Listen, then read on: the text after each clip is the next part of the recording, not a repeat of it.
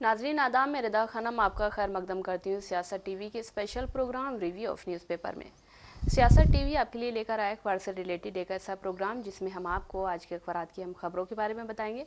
इसमें local, national और international खबरों पर डिस्कशन करेंगे और आपको अहम खबरों की जानकारी देंगे। हम इस प्रोग्राम में हर ज़रूरी खबर पर रोशनी डालेंगे, चाहे वो लोकल हो, नेशनल हो या फिर इंटरनेशनल। इस प्रोग्राम में हर खबर की तह तक जाएंगे, क्योंकि कुछ खबरें अखबार की सिर्फ सुर्खियां बनकर रह जाती हैं या टीवी पर उनको 2 मिनट का वक्त ही मिल पाता है, लेकिन हम आपको उन खबरों के बारे में तफसील से बताएंगे। आज हमारे पास कुछ खास टॉपिक्स हैं जिनके बारे में हम बात करेंगे। सबसे पहले बात करते हैं कि तेलंगाना गवर्नमेंट ने रमज़ान के दिनों में 24/7 दुकान खोलने की अनुमति देने का वादा किया है। और उन्होंने कहा है कि हमने अपने अधिकारियों से कहा है कि रमज़ान के महीने में 24 घंटे दुकानें खुली रहें। और वहीं पर दूसरी न्यूज़ की बात करते हैं तो जो अलका लांबा हैं, जो कांग्रेस के अध्यक्ष हैं, उन्होंने कहा है कि नीतीश कुमार जो हैं अगले मुख्यमंत्री नहीं होंगे। वहीं पर बात करते हैं कि हाथरस में जो कांड हुआ था उसमें भोले बाबा का जो प्रचार था, जो सत्संग था, उसमें कई सारे लोगों की जान गई थी, 121 लोगों की जान गई थी। उसमें भोले बाबा को आज एक क्लीन चिट दे दी गई है। वहीं पर बात करते हैं कि दिल्ली के पूर्व सीएम और मंत्रियों के पर्सनल स्टाफ की सेवाएं समाप्त, दिल्ली सेवा विभाग का बड़ा आदेश हुआ है। और इन सारे टॉपिक्स पर बात करने के लिए हमारे साथ मौजूद है हमारे साथी अशर यासिर। अशर यासिर, आपका खैर मकदम है। तो सबसे पहले बात करते हैं कि पूर्व मुख्यमंत्री के चंद्रशेखर राव की विधानसभा से अनुपस्थिति को चुनौती देते हुए तेलंगाना हाई कोर्ट में एक जनहित याचिका दायर की गई है। और याचिका में Telangana federation of farmers association के अध्यक्ष द्वारा दायर की गई है, जिन्होंने अदालत से केसीआर को विधानसभा सत्र में भाग लेने के लिए सुनिश्चित करने के लिए अध्यक्ष और अध्यक्ष के कार्यालय को निर्देश देने का आग्रह किया है। हाँ, बिल्कुल। जिस तरह से आप देखते हैं कि 16 दिसंबर 2023 से उन्होंने विपक्ष के नेता उनको बनाया गया था, उसके बाद से अभी तक जितने भी सेशंस चले हैं असेंबली में वो कहीं नज़र नहीं आए जी। इस पे यहाँ के सीएम रेवंत रेड्डी का भी कहना है कि कम से कम आप असेंबली में आए, आप विपक्ष के नेता हैं, आपकी भी जिम्मेदारी होती है कि आप किन किन मुद्दों को उठाना चाहते हैं। आप अगर मतलब जब भी देखा जाता है तो एक दो रैलियों में उन्होंने रैली क्या एक दो वो की हैं, मीटिंग्स की हैं, जिसमें उन्होंने कुछ मुद्दे उठाए हैं, जिसपे वही बात है कि रेवंत रेड्डी का ये कहना था कि आप असेंबली में आइए, अपनी बात रखिए, उसके बाद फिर हम उस पर डिस्कशन करेंगे। लेकिन जिस तरह से अभी ये क्या बोलते हैं ये डाली गई है पीआईएल, इसमें यही बात है कि आपको अगर बनाया गया है विपक्ष का नेता तो आपको इतने दिनों में अभी तक आप नज़र ही नहीं आए हैं। अगर आप नज़र नहीं आएंगे, आप नज़र नहीं आ रहे हैं, तो इससे घाटा जो है आवाम का हो रहा है, जिन्होंने आपके एमएलएज को वोट किया। आपने 10 साल तक यहाँ पे हुकूमत की, लेकिन उसके बाद जैसे ही आपकी हुकूमत गई है आपने असेंबली का आप मतलब वही भूल गए रास्ता। और जिस तरह से बोला जाता है कि केसीआर साहब के बारे में कि वो क्या बोलते हैं फार्म हाउस की राजनीति करते हैं, तो बात सही कहीं ना कहीं नज़र आ रही कि वो जब से हारे, जब से फार्म हाउस में ही रहते हैं, वो बहुत कम कहीं बाहर आते हैं। और अभी जो मीटिंग्स हो रही हैं उसमें भी यही कहा जा रहा है कि केसीआर साहब उसकी अध्यक्षता कर रहे हैं, लेकिन कहीं ना कहीं आप असेंबली में नहीं आ रहे हैं, जो कि आपका एक संवैधानिक पद है। आप उस वहाँ ना आकर के आप विपक्ष के नेता हैं, आप वहाँ पे अपनी बात नहीं रख रहे हैं।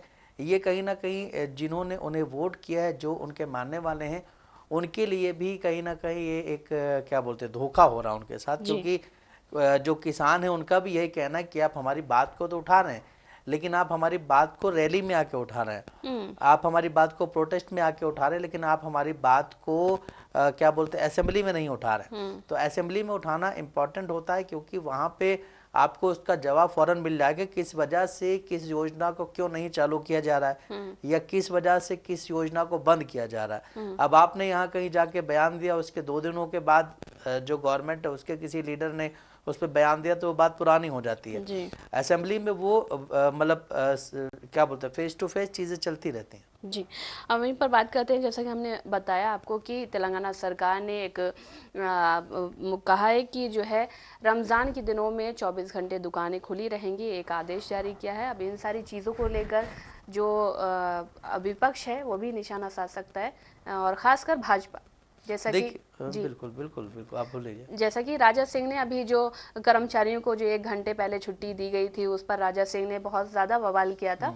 और हालांकि ये अभी से नहीं, ये केसीआर का शासन था तब से ये उससे सारी पहले से चीज़ें आ भी रही हो रहा हैं। है, जी उससे पहले से भी हो रहा है, और ये चीज़ें कहीं ना कहीं चलती रहती हैं। अभी जिस तरह से हम बात कर रहे हैं कि चार मीनार के आसपास जो भी एरियाज़ हैं उनको 24/7 कर दिया गया है, और उसमें कुछ नियम भी बोले गए हैं। उसमें कहा गया है कि अगर कोई इंसान 8 घंटे से ज़्यादा काम करा तो उसको आपको डबल मुआवजा देना होगा, और कम से कम 1 दिन की छुट्टी देनी होगी ताकि वो क्या बोलते हैं, रेस्ट कर सके। जी तो काफ़ी सारी चीज़ें अभी कुछ दिनों पहले जो है क्या बोलते हैं, वहाँ के जितने भी वो हैं व्यापारी, उन्होंने एक चिट्ठी लिखी थी कि भाई यहाँ पे पार्किंग की व्यवस्था सही नहीं है गवर्नमेंट से, कि यहाँ पे एक पार्किंग की व्यवस्था की जाए, क्योंकि रमज़ान के महीनों में पूरी पूरी रात जो है लोग शॉपिंग करने के लिए आते रहते हैं, वहाँ घूमने के लिए जाते रहते हैं। उसको लेकर के वहाँ पे ट्रैफिक ज़्यादा हो जाता है, भीड़ भक्कड़ ज़्यादा हो जाती है। इस वजह से ये भी बोला गया है कि कम से कम यहाँ पे एक पार्किंग का एरिया बनाएं, और वहाँ पे जो पार्किंग वाले हैं वो मन मुताबिक पैसा लेते हैं, वो भी उनके लिए जो वहाँ पे व्यापारी हैं जिनकी दुकानें हैं, और मतलब जो वो लोग हैं, उन्होंने ये भी कहा था कि रमज़ान से पहले ही इसी महीने में लोग जो है जो बाहर से आने वाले होते हैं, कर्नाटका वगैरह के शॉपिंग करने वाले, वो अभी आके शॉपिंग कर लेते हैं, क्योंकि रमज़ान में ज़्यादा भीड़ हो जाती है। इस वजह से वो चाहते हैं कि हम पहले से ही शॉपिंग कर लें। और जिस तरह से आपने अभी बात की कि यहाँ पे गवर्नमेंट इस तरह की जो चीज़ें करती है, वो कहीं ना कहीं ये देखा जाए तो जो एरिया है चार मीनार का, उसमें जो जितनी भी दुकानें हैं उनके मालिक जो हैं वो सारे उसके हैं। भाई मारवाड़ी भी हैं, मुसलमान भी हैं जी वहाँ पे, और सिख भी हैं, तो सबका कहीं ना कहीं मिला जुला हुआ है। तो वहाँ पे कुछ इस तरह की चीज़ें नहीं होती हैं।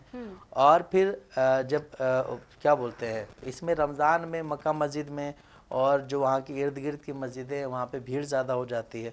उसको लेकर के भी वहाँ पे जो मस्जिद के इंतज़ामिया हैं उनको बोला जाता है कि सारी चीज़ें आप सही रखने की आपकी ज़िम्मेदारी है, क्योंकि कहीं ना कहीं पुलिस कब तक, और मतलब कुछ ऐसी चीज़ें होती जहाँ तक पुलिस नहीं जा सकती है। ठीक है, अगर आप क्या बोलते हैं मुसलमान नहीं हैं तो आप मस्जिद के अंदर जब नमाज हो रही होगी थोड़ी जाएंगे। तो वही इंतज़ामिया को बोला गया है कि कम से कम अपने हिसाब से भी आप अलर्ट रहें, चीज़ों को अलर्ट रखें, क्योंकि हालात यहाँ सही नहीं हो। जिस तरह से आपने राजा सिंह का जिक्र किया है, तो राजा सिंह के बारे में ये भी कहा जाता है कि उनको सिर्फ इसीलिए वोट मिलता है, और जब भी कुछ ऐसी चीज़ें होती है वो बोलते हैं। लेकिन वहीं जब हमारे क्या बोलते हैं आंध्र प्रदेश में इसका अनाउंस किया गया, तो कल हमने देखा कि नरेंद्र मोदी जी किस तरह से चंद्रबाबू नायडू और क्या बोलते हैं जो वहाँ के डिप्टी सीएम है पवन कल्याण, उनसे मिल रहे थे। तो ये कहीं ना कहीं एक लीडर्स, बीजेपी ने कुछ, जिस तरह हम हर बार बात करते हैं कि बीजेपी ने कुछ ऐसे लीडर्स को छोड़ा हुआ है, कुछ ऐसे नेताओं को बनाया हुआ है जो इस तरह के बयानात देते हैं, इस तरह का बयान दे करके वो सुर्खियों में आना चाहते हैं, और उसी चीज़ पर बयान दे करके उन्हीं चीज़ों पे चल के उनको शायद वोट मिलता है, जो जीत करके विधानसभा या फिर क्या बोलते हैं वहाँ जाते हैं पार्लियामेंट में। हालांकि आज से देखा जाए तो मार्च में बहुत सारे त्यौहार हैं, और राजा सिंह ने जिस तरह से बयान दिया है वो हमेशा इन सारी चीज़ों पर बयान देते रहते हैं। मार्च में त्यौहार हैं, और उसी को मद्देनज़र रखते हुए योगी आदित्यनाथ ने भी एक ऐसा बयान दिया है। उन्होंने कहा है कि त्योहारों का जो सीज़न है वो आ रहा है, हालांकि उसमें ईद भी है, रमज़ान भी है, और कई सारे त्यौहार भी हैं, होली भी है। तो उन्होंने कहा है कि इन सारे त्योहारों को मद्देनज़र देखते हुए, रखते हुए जो सुविधाएं देना चाहिए जनता को वो दी जाएं, और जो छुट्टियां हैं उनको बढ़ाया जाएगा। देखिए, जिस तरह से आप होली की बात कर रही हैं, होली में इधर ज़्यादा वो नहीं होता है, लेकिन वहीं आप उत्तर प्रदेश, बिहार और दिल्ली की बात करें तो वहाँ पे होली मतलब क्या बोलते हैं बहुत अच्छे उसमें मनाई जाती है। और इस अब फिर होली और रमज़ान एक ही साथ पड़ रहे हैं, तो जो इंतज़ामात होंगे पुलिस के वो भी बहुत ज़्यादा होंगे, प्रशासन भी अलर्ट मोड पे होगा, क्योंकि रीज़न ये भी है कि कुछ लोग क्या बोलते हैं शरारत करना चाहते हैं, उनको लगता है कि हम किसी पे भी रंग डाल देंगे। अब कोई बुजुर्ग या कोई भी अगर इंसान नमाज पढ़ने जा रहा हो तो उस पर अगर कलर डाल देंगे, और वो भी अगर उसी दिमाग का हुआ, गुस्से वाला हुआ, तो वहाँ पे बहुत बड़ा एक बवाल हो सकता है। तो इसलिए हर इंसान को अपने अपने हिसाब से अपनी जिम्मेदारी निभानी चाहिए। और जिस तरह से हम उत्तर प्रदेश की बात करें तो क्या बोलते हैं, उत्तर प्रदेश में जो है काफ़ी सारी चीज़ें ऐसी भी हो रही हैं जो संविधान से हटके हैं। जिस तरह से योगी आदित्यनाथ ने आज बोला है कि हम चाहते हैं कि जो त्यौहार आ रहे हैं, रमज़ान आ रहा है, ईद आ रही है या फिर होली आ रही है, इन सब में जो है बिल्कुल शांतिपूर्ण त्यौहार मनाए जाएं।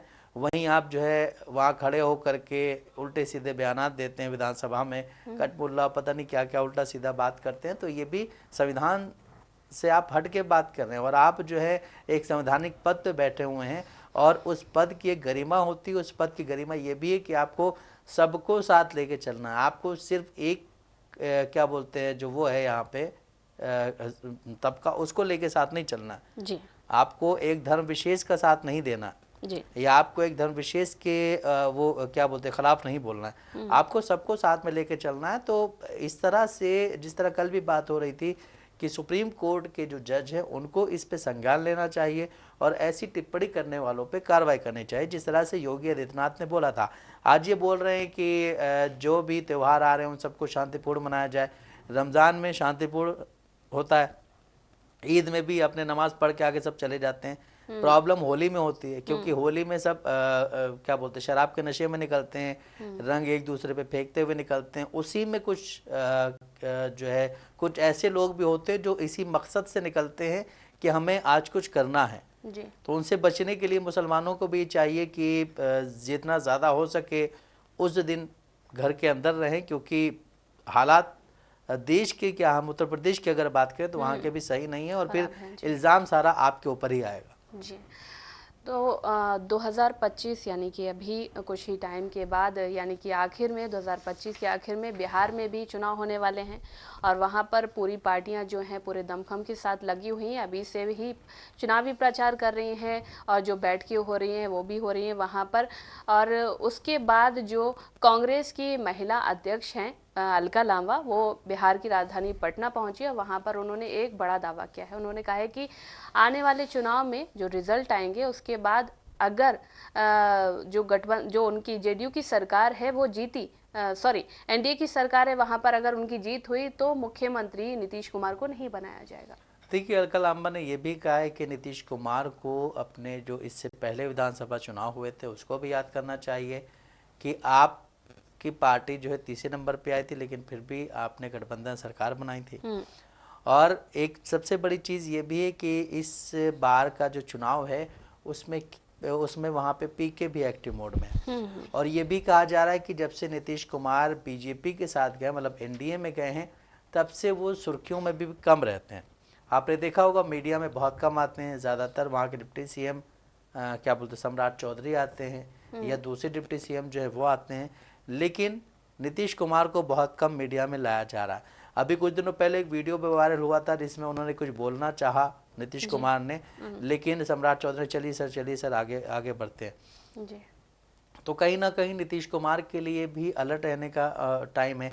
जिस तरह से कहा जाता है कि नीतीश कुमार चीज़ों को भाप जाते हैं, लेकिन ये पहले पुरानी बीजेपी थी, अब की जो बीजेपी है उसमें और उस बीजेपी में बहुत फर्क है। अब बीजेपी किस वक्त क्या खेल कर जाए वो पता नहीं हो। जिस तरह से बिहार में इस वक्त काम चल रहा है, और नो डाउट ये कहना होगा कि बिहार में काम हो रहा है, नीतीश कुमार के रहते हुए भी काम हो रहा है, और इसमें जो है कहीं ना कहीं विपक्ष भी काफ़ी ज़्यादा इन्वॉल्व है। कि विपक्ष का ये कहना है कि भाई अगर आप ये जो प्रोटेस्ट हो रहा है यूपीएससी वाला, सॉरी जो प्रोटेस्ट हो रहा है बीपीएससी वाले प्रोटेस्ट में ये कहा जा रहा है कि भाई एक बार नीतीश कुमार साहब को बयान तो देना चाहिए। वो यहाँ के सीएम हैं और सीएम रहते वो कोई बयान ही नहीं दे रहे, उस पर कोई बात ही नहीं हो रही है। उस पर ये बोला जा रहा है कि हाँ ठीक है, ये जो है इस पर बात की जाएगी, इस पे हमने एक कमेटी गठित कर दी है। और जिस तरह से अभी वहाँ पे चुनाव होने हैं, चुनाव में भी ये मुद्दा उठाया जाएगा। और जिस तरह से जातीय जनगणना को लेकर के बात कही जा रही है, जातीय जनगणना हुई और नीतीश कुमार की ही गवर्नमेंट में हुई है। वो बात अलग है कि वो एनडीए में नहीं थे उस वक्त वो महागठबंधन में थे जिसमें आरजेडी और कांग्रेस थी, उसमें जातीय जनगणना हुई। लेकिन अब बीजेपी को ये बात बोलने में भी शर्म आ रही कि उस वक्त उन्होंने ये बोला था कि ये गलत हुई है, अब नीतीश कुमार उन्हीं के साथ चले गए। तो नीतीश कुमार के इधर जाने से उधर जाने से नीतीश कुमार मतलब जो बिहार है उसको तो भला हो रहा है कहीं ना कहीं, लेकिन जो लीडर्स हैं उनके लिए कहीं ना कहीं मुसीबत बन जाती है कि हम अब किसका साथ दें, क्योंकि अभी वो आज नीतीश कुमार के लिए बड़ी अच्छे वर्ड्स का इस्तेमाल कर रहे हैं बीजेपी वाले, लेकिन अगर कल को नीतीश कुमार चले गए आरजेडी के साथ या कांग्रेस के साथ, तो वही लोग फिर उनके लिए जो वर्ड्स इस्तेमाल करेंगे वो कहीं ना कहीं अलग होगा। तो नीतीश कुमार के साथ जो भी अलायंस में रहता है उसको अपनी ज़बान और अपने दिमाग पर बहुत लगाम लगाना होता है कि वो कभी भी कुछ भी कर सकते हैं, उस हिसाब से काम चले। और जिस हिसाब से अभी इन्होंने अलका लांबा ने बोला कि अगली बार जब वहाँ पे चुनाव होंगे, मतलब इस साल के लास्ट में, तो शायद वो मुख्यमंत्री ना बने।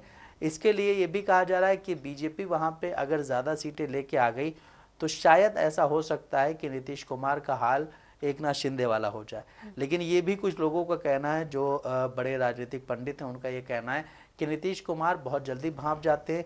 लेकिन इस बार जो नीतीश कुमार की हालत है वो सही नहीं है, क्योंकि ये भी कहा जाता है कि थोड़े से वो अब जिस एज में जा रहे हैं उस एज के हिसाब से उनके दिमाग पे थोड़ा सा असर पड़ रहा है, और जिस तरह से वो एक्टिव रहते हैं उससे भी ये नज़र आता है कि इनके दिमाग पे काफ़ी असर पड़ा। काफ़ी सारी वीडियोस वायरल होती रहती, कभी नरेंद्र मोदी उनका हाथ पकड़ लेते हैं मोदी जी का, कभी कुछ बोल देते हैं। तो इससे रिलेटेड ये भी खबरें आ रही हैं कि शायद वो अब हट जाएंगे, या फिर अगर वो हट गए तो फिर जेडीयू को कौन संभालेगा। काफ़ी सारी चीज़ें चले, लेकिन फ़िलहाल अभी जो इलेक्शंस आने वाले बिहार में उसमें यही कहा जा रहा है कि शायद बीजेपी इस बार अच्छा प्रदर्शन कर सकती है बिहार।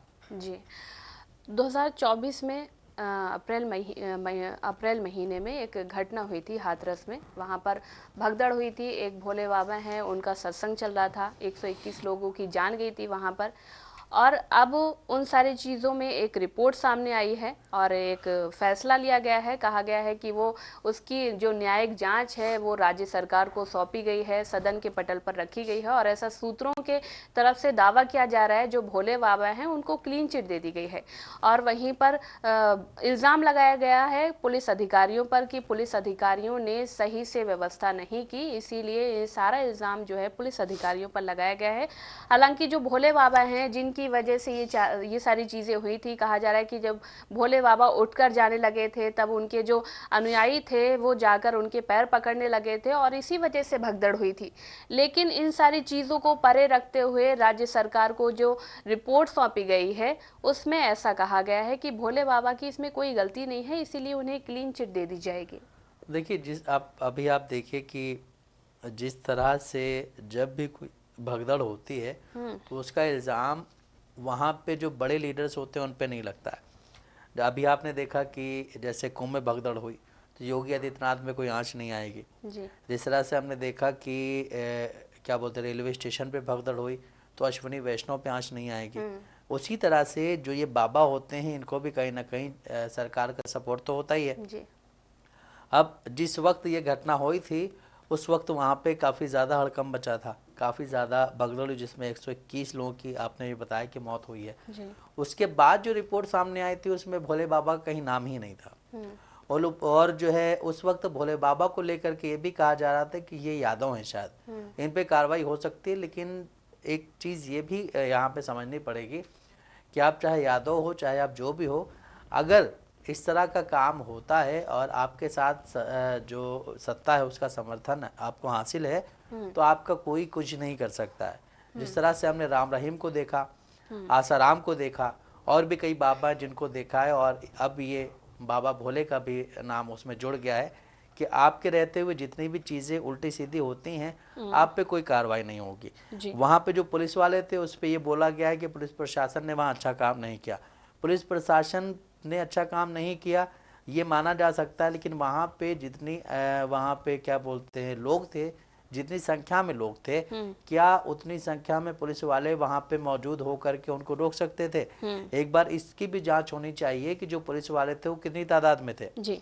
और जो भीड़ थी वो कितनी थी, उस हिसाब से भी बात करनी चाहिए। लेकिन अब बात यही आती है कि जब कोई छुरी गिरती तो वो छोटे वाले जो लोग होते हैं उन पे गिरती है, और इस पे जो कार्रवाई होगी वो इन्हीं पुलिस वालों पे होगी। इसके अलावा जो अभी जिस तरह से हम देखते हैं कि वहाँ पे भगदड़ हुई कुंभ में, उसमें भी अभी ये कहा जा रहा है कि जांच कमेटी बैठी हुई है, ये करेगी वो करेगी, वो देखेगा आपकी वहाँ पे जो छोटे अधिकारी होंगे उन पे ही इसका मतलब वही इल्जाम लगाया जाएगा। हाँ बिल्कुल, उन्हीं पे इल्ज़ाम लगेगा। लेकिन जो बड़े लोग हैं, जो हर बार हर रोज़ ये दावा करते हैं कि आज इतने लोग आए हैं, इतने लोग आए हैं, उन पे ये इल्ज़ाम नहीं लगेगा। जिनकी बड़ी बड़ी फ़ोटोज़ वहाँ पे टंग रही हैं, उन पे इल्ज़ाम नहीं लगेगा।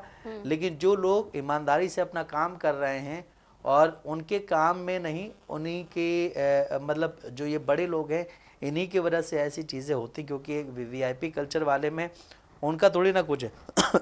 जो आपको बोला कि आप उसी हिसाब से काम करेंगे। तो जिस तरह से उत्तर प्रदेश के एक मुख्यमंत्री और 2 डिप्टी सीएम हैं, उन पे कोई आँच नहीं आएगी। जो भी चीज़ें होंगी वो अधिकारियों पे जाएंगी, छोटे पुलिस वालों पे जाएंगी, बड़े पुलिस वाले भी जो अच्छी पोस्ट पे, वो भी शांति से रहेंगे, आराम से। जी। अब बात करते हैं दिल्ली की, तो दिल्ली में भाजपा की सरकार बन चुकी है और रेखा गुप्ता जो हैं वहाँ की सीएम बना दी गई हैं। और वहीं पर बात करते हैं कि दिल्ली सेवा विभाग का इस दौरान एक बड़ा बयान सामने आया है, आदेश सामने आया है, जिसमें कहा गया है कि दिल्ली के पूर्व सीएम और मंत्रियों के पर्सनल स्टाफ की सेवाएं समाप्त कर दी जाएंगी। बिल्कुल, देखिए जिस तरह से कल शपथ ग्रहण समारोह हुआ और उससे पहले काफ़ी सारी खबरें आ रही थी कि ये मुख्यमंत्री बनेगा, ये मुख्यमंत्री बनेंगे, ये मुख्यमंत्री बनेंगे, तो भाजपा ने सारी चीज़ों को ख़त्म कर दिया बुधवार शाम में, और इनको मुख्यमंत्री के लिए इनका नाम अनाउंस कर दिया। कल इन्होंने शपथ भी ले ली। शपथ लेने के साथ ही इनके साथ पूर्वेश वर्मा ने भी शपथ ली और भी कई लोगों ने शपथ ली है। सबके विभाग भी बांट दिए गए। कल ही शाम में एक कैबिनेट की बैठक भी हो गई, उसमें सबको अपने अपने काम भी दे दिए गए हैं और समझा भी दिए गए किस तरह से काम होंगे। लेकिन जो कुल मिला के बात ये है कि दिल्ली को विकसित बनाने का अभियान शुरू हो गया है, लेकिन विकसित दिल्ली बनेगी कैसे? यहाँ की गलियाँ और कॉलोनियाँ सुविधाओं से गुलजार कैसे होंगी? कूड़े के पहाड़, सर्दी के मौसम में जहरीली हवाएं, पराली का दम घोंटू धुआं, जगह जगह बिखरे कचरे, ऐसे कई मोर्चे हैं जहां दिल्ली की नई सरकार को बड़ी चुनौतियां झेलनी पड़ेंगी। और जिस तरह से एक महिला को मुख्यमंत्री बनाया गया है, ये चौथी महिला मुख्यमंत्री हैं। इससे पहले 3 बन चुकी हैं, एक तो 50 दिन के लिए बनी थी, एक उससे कम दिन के लिए बनी, और शीला दीक्षित का टाइम बहुत लंबा रहा था। तो शीला दीक्षित के बाद अगर कोई मुख्यमंत्री लंबे टाइम के लिए अभी तक अंदाज़ा लगाया जा रहा बनी है, तो वो रेखा गुप्ता ही हैं। अब रेखा गुप्ता पे सबसे बड़ी चीज़ एक ये भी होगी कि दिल्ली में जो अभी तक चल रहा था, जो चीज़ें हो रही थी, उन चीज़ों से उनको आगे बढ़ना है। और जो अभी हमने बोला कि दम घोंटू धुआं जो होता है या कचरा जो होता है, काफ़ी सारी ऐसी चीज़ें, उसके साथ ही साथ उनको महिला सुरक्षा पे भी एक बहुत बड़ा उन पे एक वो है कि आप महिला मुख्यमंत्री हो करके महिला सुरक्षा को लेकर के आपको काफ़ी एक्टिव रहना होगा। आपको टीमें बनानी होंगी कि महिलाओं के साथ वहाँ पे कुछ ऐसी चीज़ ना हो, क्योंकि दिल्ली जो है वो एक हब है, वहाँ पे हर जगह से आकर के लोग रहते हैं। क्योंकि होता ये भी है कि बहुत सारे हिंदी भाषी राज्य हैं जहाँ पे उतना डेवलपमेंट नहीं है, उतना रोज़गार नहीं, तो सब लोग दिल्ली आके रहते हैं। और दिल्ली में इसी वजह से भीड़ ज़्यादा बढ़ गई है। अब दिल्ली में इस तरह की अगर कोई घटना खुदा न खास्ता हो गई, जिस तरह से हमने देखा कि शीला दीक्षित की गवर्नमेंट क्यों गई थी, क्योंकि 2012 में निर्भया का केस हुआ था, उसके बाद फिर आंदोलन वगैरह शुरू हुआ, काफ़ी लंबा चला वो। उसमें ये जो था, ये कहीं ना कहीं सरफहरिस्त था कि उस रेप के बाद जो वहाँ की वो गिरी है, उसके बाद जब चुनाव हुए तो ये हार गई। लेकिन फिर आम आदमी पार्टी ने कहीं ना कहीं कांग्रेस का समर्थन लेके सरकार बनाई, और कांग्रेस का समर्थन लेके सरकार बनाने के साथ ही कांग्रेस के एक लीडर थे जिन पे एफआईआर कर दी। उसकी ये जो अजय माकन और आप देखते हैं केजरीवाल वाले जो मसले हैं, ये जब से ही शुरू हुए हैं, जब केजरीवाल पहली बार मुख्यमंत्री बने थे और कांग्रेस के समर्थन से मुख्यमंत्री बने थे। उस वक्त देश के प्रधानमंत्री थे क्या बोलते हैं, मनमोहन सिंह। तो मनमोहन सिंह ने अजय माकन को फ़ोन किया था, बोला था कि भाई हमारे समर्थन से अगर कोई सरकार बना रहा है, वो हमारे ही लीडर पे अगर एफआईआर कर रहा है, तो ऐसे काम नहीं चलेगा। खैर ये तो हो गई पुरानी बात। लेकिन अभी जिस तरह से जो चीज़ें चल रही हैं दिल्ली में सबसे पहली चीज़ ये कि 2500 रुपये देना है। दिल्ली में बिजली का जो क्या बोलते हैं वादा किया गया था वो है। दिल्ली में जो अभी बस फ्री चल रही है वो, दिल्ली में स्वास्थ्य को लेकर के चीज़ें की गई थी, इन सारी चीज़ों पे अब इनको काम करना है। और इनको काम करने के साथ ही साथ वही जो हमने बोला कि एक महिला मुख्यमंत्री होने के नाते इनके ऊपर एक सबसे बड़ी जिम्मेदारी जो है वो महिला सुरक्षा के भी है। और जिस तरह से बीजेपी महिला सशक्तिकरण की बात करती है, बेटी बचाओ बेटी पढ़ाओ की बात करती है, उसमें कहीं ना कहीं रेखा गुप्ता को अपने नाम के आगे इस तरह की चीज़ें जब वो जाएंगी या फिर अभी रहेंगी, जब भी वो जाएंगी तो शायद इन कुछ ऐसे काम वो करेंगे जिससे उनको याद किया जाएगा, क्योंकि एक महिला मुख्यमंत्री होने के नाते उन पे सबसे बड़ी जो जिम्मेदारी है वो महिलाओं की सुरक्षा का भी एक बहुत बड़ा मामला है। आपने महिला सुरक्षा की बात की यासिर, और कहा कि रेखा गुप्ता जो है महिला हैं, वहाँ की मुख्यमंत्री बनाई गई हैं, तो वो महिला की जो सुरक्षा है उसमें कुछ काम करेंगे, लेकिन उनके कुछ पुराने ट्वीट्स वायरल हो रहे हैं जिसमें उन्होंने केजरीवाल की माता के लिए आपत्तिजनक शब्द भी बोले थे। बिल्कुल, ये वही चीज़ हो गई जिस तरह से अभी कॉमेडियंस जो हैं जिन पे इस तरह के चीज़ें चल रही, और बीजेपी बहुत एक्टिव है, काफ़ी सारी पार्टियां बहुत एक्टिव है, लेकिन जिस तरह से रेखा गुप्ता का ट्वीट है तो उन पे भी ऐसा ही मामला चलना चाहिए, क्योंकि उनका जो ट्वीट है वो उन्होंने ट्वीट किया था और इधर इन लोगों ने बोल दिया है।